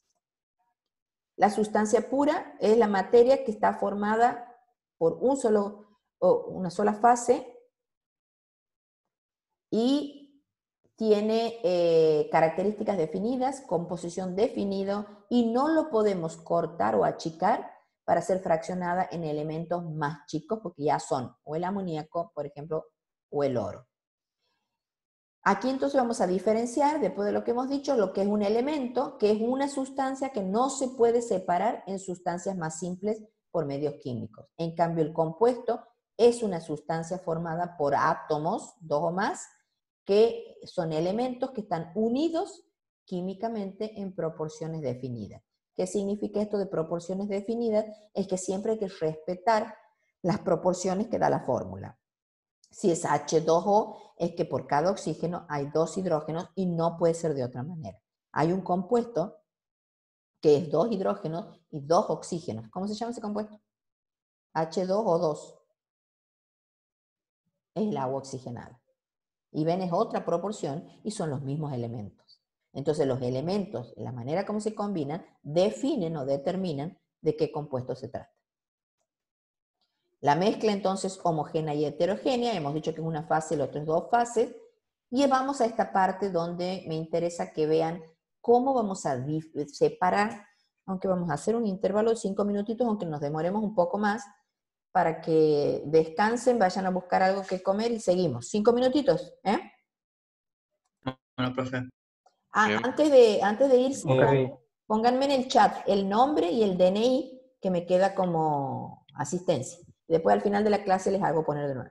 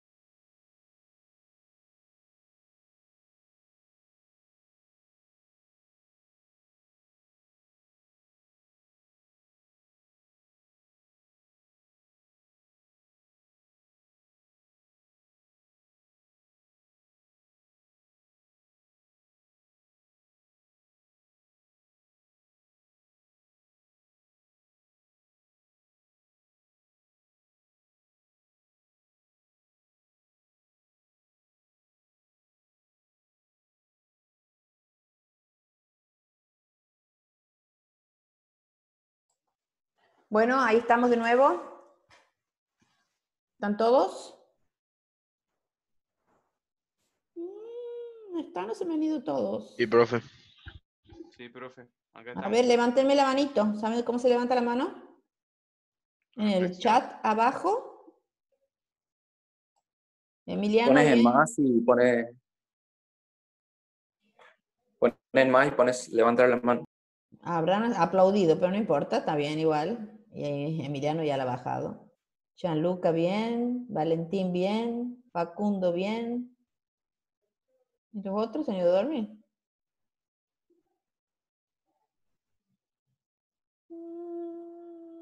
No estamos.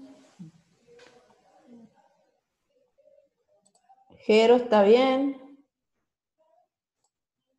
Piero. No, Bruni, bien. Profe, le hago una pregunta. Sí, Valentín. Nosotros a las 2 tenemos otra clase, no sé si sabía. No, entonces los voy a dejar sin clase. ¿Y cómo la tienen a la clase de las 2? ¿Por dónde? Sí, ¿por dónde? ¿También por Zoom? No, la profe, bueno, no sé si después... Por Skype. ¿Pero cuál materia tienen? ¿Elementos? Fundamentos, creo. Fundamentos, con la profesora Checker. Sí, Sí. exacto. Sí, ella lo va a hacer por Skype, creo que me ha dicho. Bueno, de todas maneras, lo que nos queda, lo voy a acelerar un poquito. Ahí les comparto, sigamos entonces.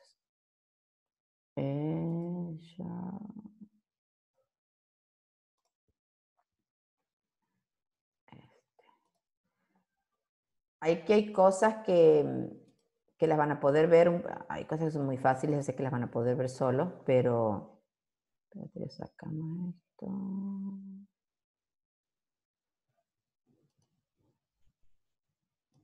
Sí.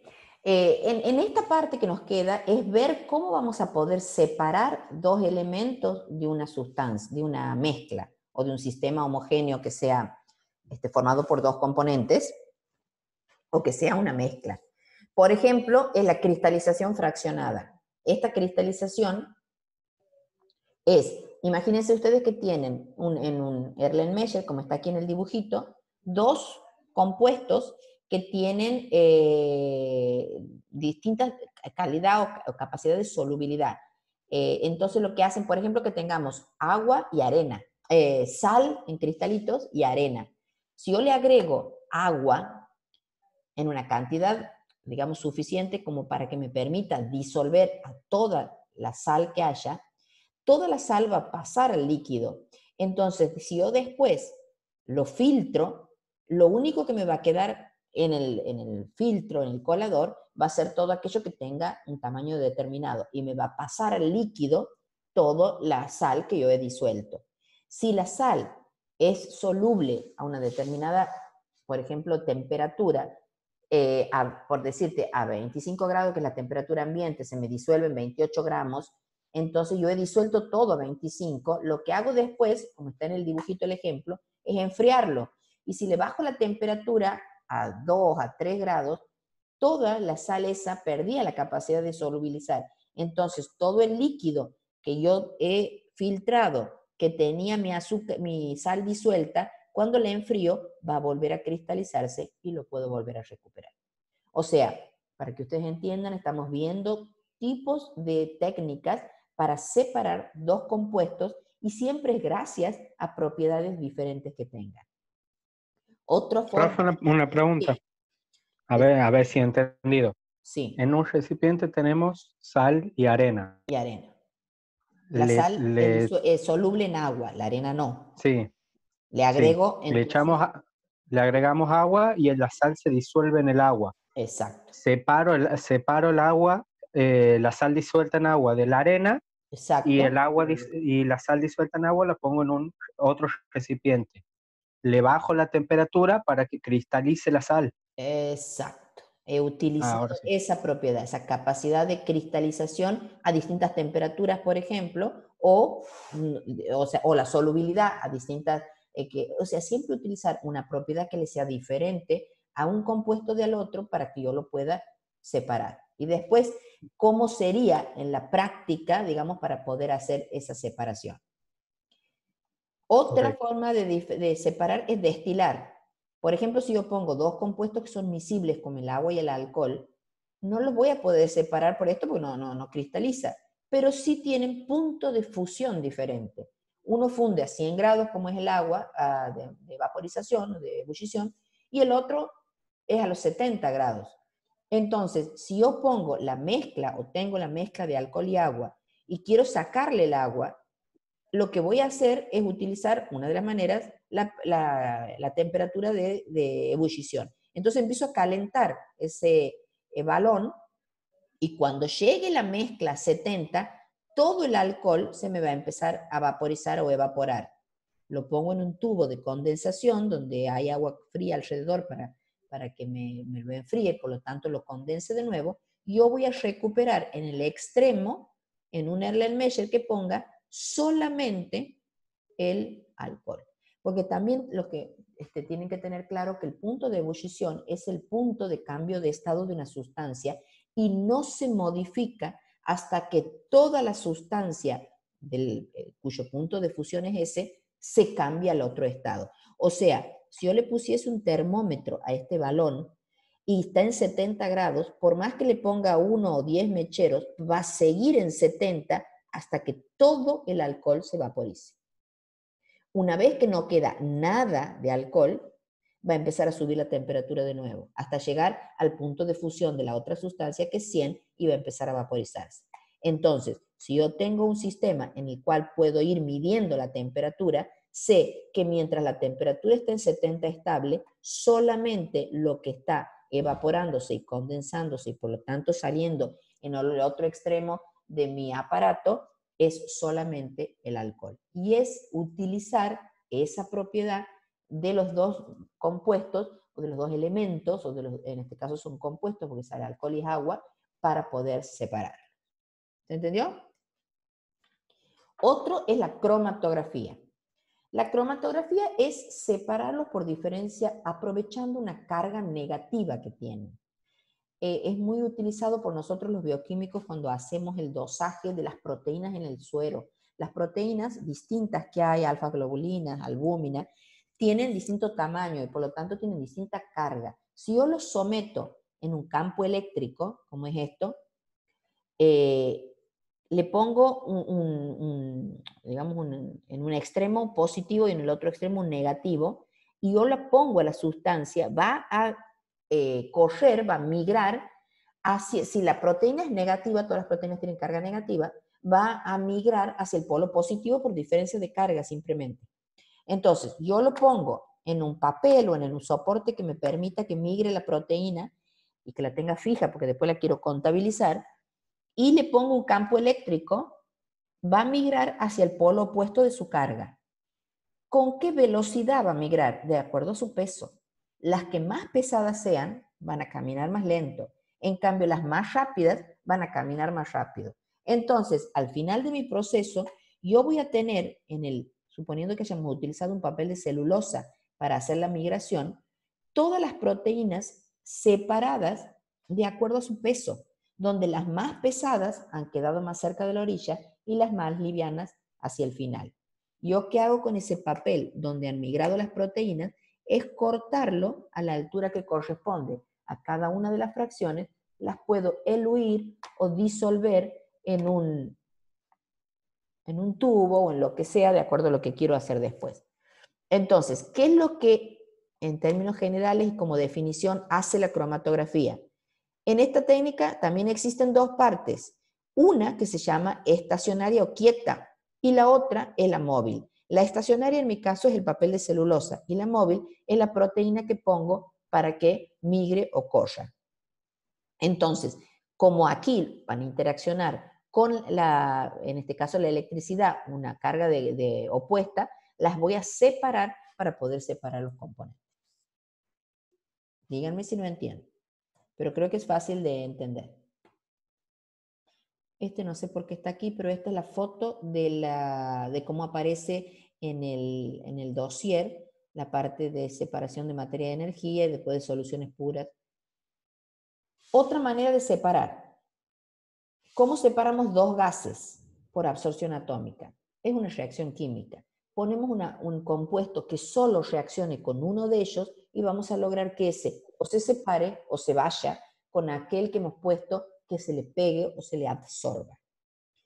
En el caso de que tengamos dos líquidos, puede suceder o que sean miscibles, que se mezclen bien, o que no sean. Si son no miscibles, es más fácil, porque el agua y el aceite las dejamos estar o estancar un rato y se separan solos. Entonces, por ejemplo, si yo pongo una bureta que tiene como un piquito hacia abajo, yo voy a poder separar hacia abajo el que tenía en la parte inferior y me va a quedar en la parte superior el otro. ¿Qué pasa si son miscibles, si se mezclan? Ahí tengo que utilizar otro tipo de propiedades, como es el caso de la destilación fraccionada. ¿Qué pasa cuando es un sólido y un líquido? ¿Qué puede suceder? Que este sea soluble, el sólido en el líquido. Si no son solubles, filtro directamente. Me pasa el líquido, me queda el sólido. Si son solubles, depende qué quiera separar. Si quiero separar el líquido, puedo hacer, por ejemplo, la evaporación, como hemos hecho en el caso de la sal, con la arena, y la cristalizamos. Entonces, le hacemos la evaporación, después la cristalización, y hemos logrado recuperar la sal que teníamos en esa mezcla. Pero si lo que se quiere aislar es la parte líquida, por ejemplo, podemos hacer una destilación. O sea, siempre, dependiendo de los compuestos que sea, hay que imaginarse cuál es la propiedad que vamos a utilizar para separarlos. Cuando son los dos sólidos, este cuadrito también está en el dossier, ¿qué puede pasar? Que el tamaño de las partículas sean distintas. Entonces podemos utilizar un filtro que tenga distintos tamaños del agujerito del filtro, entonces que no permita pasar o que sea menor que el tamaño de uno de los componentes, va a permitir solamente el paso de los más grandes. Esto se llama tamización. O puede ser que uno sublime y el otro no, entonces le hacemos una sublimación. O que uno se pueda disolver en agua y el otro no, entonces se hace una solubilización. O que... Profe, sí. disculpe que la moleste, ¿no? Pero me acaba de hablar un compañero Sí. y él no estaba enterado de la clase. ¿No está en el grupo y no está en el aula virtual?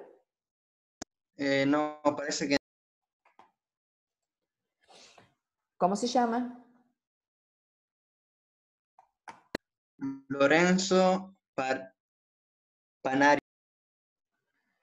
Y bueno, el por qué no es, bueno, pásame vos, por favor, si lo tienes, o el número de él para que lo incorpore al grupo, al listado de difusión que tengo en el WhatsApp, pero Bueno, él no profe. figura en el aula virtual, ¿no? No sé si alguno de ustedes no figura tampoco, pero si no, tienen que después mandar un mail para regularizar. Igual me han dicho que eso puede ser que demoren unos días si es que tienen alguna documentación pendiente o algo con la parte de la facultad.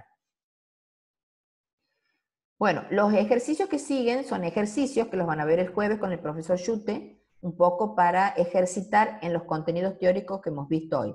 Lo que me queda por ver, 5 minutitos, vamos a ver, igual les he puesto un video para que ustedes lo puedan a esto reforzar, y es lo que se llaman medidas y magnitudes. Más que nada, esto de verlo parece una tontera, pero en el momento de hacerlo es complicado porque hay que prestar mucha atención y tienen que haber recordado un poco de lo que es la forma de pasar de una medida a otra. Por ejemplo, en este cuadrito a la izquierda arriba tenemos los ejemplos de con qué se mide. Masa, generalmente kilogramos. ¿Cuándo, profe? ¿Cómo? ¿Cuándo la próxima clase? Creo que es el jueves a las 10, el jueves seguro, pero no me acuerdo si es a las 16 o un poquito más temprano. Pero así como les he mandado yo por el aula y por el link de difusión, se les va a mandar para que sepan exactamente la hora, seguramente el miércoles, el día anterior, para que se preparen y se organicen. Bien, esa es la pregunta. Pero es el jueves, no estoy segura si era, él iba a entrar al aula, pero no podía porque estaba trabajando, para contarle. En cambio, con el profesor Acosta, lo que van a hacer es la práctica de laboratorio, que la hacían en el laboratorio, se las va a hacer mostrando o mostrándoles videos para que sepan qué es lo que se hace o cómo se hace. Profe, Ahí veo que me has mandado de Lorenzo el número. profe, Sí, te escucho. ¿se salteó la separación del sistema heterogéneo? No, lo que pasa es que los he dado como ejemplos para poder avanzar un poquito más, pero digamos, esto es el resumen de lo que hemos visto. Saber cómo es la filtración, la evaporación, hemos visto la cromatografía, faltaría la tamización, pero eso es muy fácil de entender leyéndolo. Cualquier cosa, si tienen duda, eso lo ven el jueves con el profesor Yute, especialmente en los ejercicios, y si no, lo volvemos a ver el lunes. El lunes ya vamos a Profe, ¿van a poner algún PDF en el aula virtual? Sí, el PowerPoint y la grabación de esta clase. Ok. Profe, y el dossier ese que dice usted, Sí, lo van ¿cómo a... lo conseguimos? Bueno, ahora no pueden ir a la facultad, pero si no, ahí en la fotocopiadora lo vendían y si no, se los ponemos nosotros en PDF para que lo tengan. Que es la teoría de donde he sacado el PowerPoint. Pero ya lo vamos a poner porque sí lo hemos encontrado, así que sí lo tenemos. Sí, claro, porque yo soy de fría y no me puedo llegar hasta la universidad. No se puede llegar a nadie porque no está abierto. Así que sí o sí por aula virtual va a ser por ahora. Y después si consiguen que algún chico de otro año se lo vendan, que también es usado, pero puede servir. Yo me comprometo a que entre hoy y mañana se lo subimos al aula virtual para que lo tengan disponible para bajar y vayan viendo, porque es todo el dossier, entonces ahí van viendo la unidad 1. Entonces lo que me gustaría que tengan claro es el tema de las magnitudes. A ver. Esto es lo que por ahí se confunden un poco y es repasar, pero van a ver que entre los ejercicios de esta unidad está una autoevaluación, una evaluación de medidas, de unidades. Bueno, por ejemplo, aquí abajo en este cuadrito, ¿qué vemos? Se acordarán ustedes que las medidas para medir distancias es metro. El metro, digamos, le seguía hacia más chicos o submúltiplos, tenemos decímetro, centímetro y milímetro, donde la distancia entre metro y decímetro y cada uno de ellos era de un 0. Pero como estamos achicando, es como si corriésemos la coma en un lugar. Un metro, un decímetro es 0,1 decímetro, un centímetro es 0,01 y 0,001. ¿Sí? O sea, las medidas estas de distancia hay de 10 en 10. Lo mismo hacia arriba, decámetro, hectómetro y kilómetro, un 0 hacia la derecha, porque está haciendo cada vez más grande, ¿no? 1, 2 y 3 ceros a la derecha. Pero resulta que con el tema de la tecnología, como es la computadora, como es las grandes mediciones también, se han creado medidas que se utilizan mucho hoy, que son mucho más chicas y mucho más grandes. Las medidas más utilizadas hacia abajo son micro, nano y pico, donde micro es la que le sigue a milímetro, pues sería micrómetro, nanómetro, picómetro. La distancia entre ellas, entre milímetro, micro, nano y pico, ya no es de un 0, sino es de 3 ceros. Si este era 10 a la menos 3, es 10 a la menos 6, menos 9 y menos 12. ¿Sí? Para que se acuerden ustedes, este seguramente lo han visto, lo han escuchado, más que nada cuando uno habla de tamaños, micrómetro, nanómetro, picómetro. Pero tal vez más familiar para ustedes es las que se han utilizado cada vez con mayor, más comunes, vulgarmente, es las grandes. Y están las que se llaman, a ver dónde las tenemos aquí, que son mega, giga y tera. Por la computadora ustedes la pueden haber escuchado nombrar. Y también, comparado con la kilo, son 3 numeritos cada vez más para arriba. Kilo era 10 a la 3, 3 ceros más, mega es a la 6, giga a la 9 y tera es a la 12. También hoy ya se usa peta, hexa, zeta y jota, pero digamos tienen que ver con estos 3 ceros de a miles, digamos, van aumentando. En lo que hace a chiquitos, entonces, ¿dónde estaba el milímetros? Está micro, nano y pico, que son las más usadas, las que tal vez vulgarmente se utilizan mucho, pero ustedes ya tienen que saber las que son 3 y 3 veces más, que es femto, litro, por ejemplo, atto y septo. ¿Sí? Probablemente en las de computación le suena más lo que hace a las memorias, mega, giga, y se habla del tera. Micro y nano se usan en los celulares, puede ser. Micro y nano es en el tamaño, se usa de los chips, que Sí. debe tener que ver con el tamaño que no estoy segura si están 1000 veces más chicos, sino que a veces se le utiliza como para decir es más chico que el anterior, pero son como la nomenclatura que más se está usando. No es difícil, pero cuando vean que ustedes tienen que hacer el cambio de unidades, ahí van a ver cómo por ahí se confunden, porque tienen que tener claro que los primeros 3 son un 0 y los que siguen son 3 ceros cada uno. Y aquí como último, que no está anotado, es lo que se llama la notación científica, que no les tengo, no tengo una diapositiva, pero la notación científica es simplemente, a ver, quiero ver si les pongo compartirle, aunque ya son las 2, igual hay un video en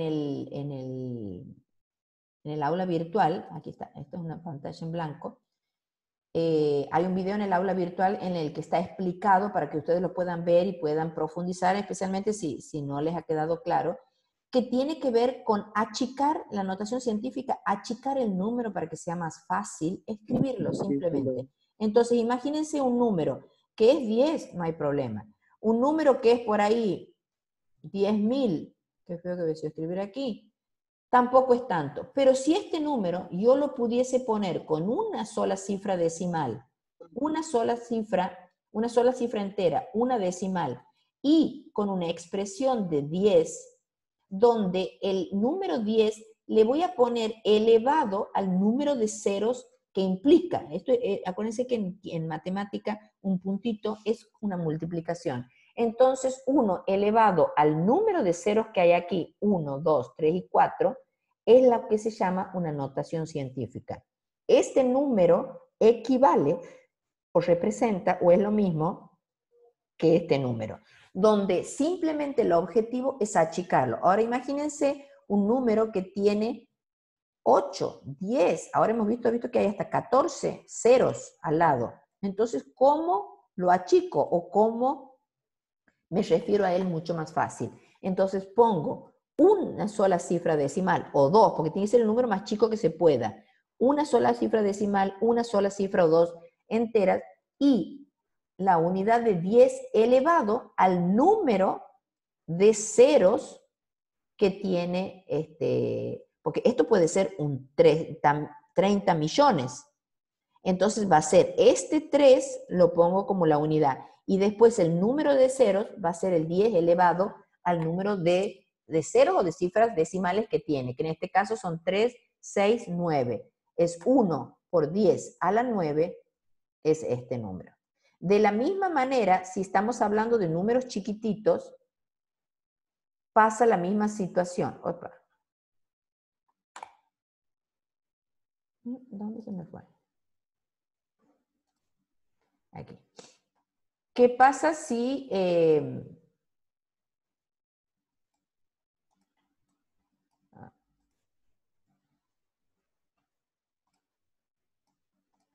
¿qué pasa si tengo un número que tiene 0,1?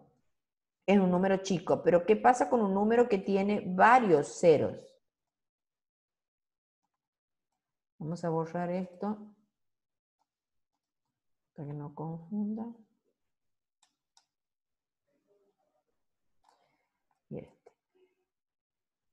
¿Qué pasa entonces si tengo este número? También lo puedo poner con un número entero, con una cifra decimal, y va a ser con la unidad, la decena de 10, pero aquí va a ser negativo, porque es multiplicado con las comas para ese lado. Entonces va a ser el número de espacios que tiene que ver con todas estas cifras decimales. 1, 2, 3, 4, 5. 1,0 por 10 a la menos 5 es la notación científica de este número. ¿Se entendió? Sí, profe. Simplemente es eso la notación científica, pero cuando tengan un número que tenga varios, por ejemplo, si yo tengo un número que es esto, 0, 1, 2, 3, 4, 5, ¿Cómo hago la notación científica de un número como este? Lo tengo que achicar lo más chiquito posible. Y en este caso va a ser 1, ¿aquí va a ir 2 o va a ir 3? Acuérdense que con el 5 hacia arriba se redondea con el número que le sigue. En este caso, como es 3, queda en 2. Entonces, aquí sería 1,2 por 10 a la menos 5. ¿Sí? ¿Y por qué sería por 10 a la menos 5? Si yo a esto lo divido en 5, pongo el número entero, yo la coma la tenía ahí. Entonces, un lugar es 1, 2, 3, 4, 5. Este es el número. No, perdón. Este sí era si tenía, si tenía todos los ceros hacia adelante. ¿Dónde está el lápiz? 1, 2, 3, 4 y el 5. 1, 2, 3, 4, 5 y le pongo el número. Ay, qué mal se escribe esto. Este número.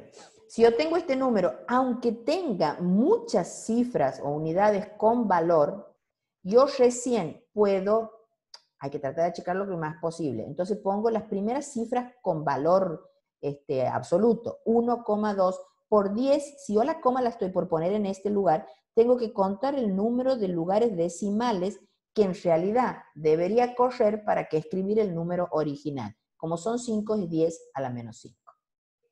¿Se entendió?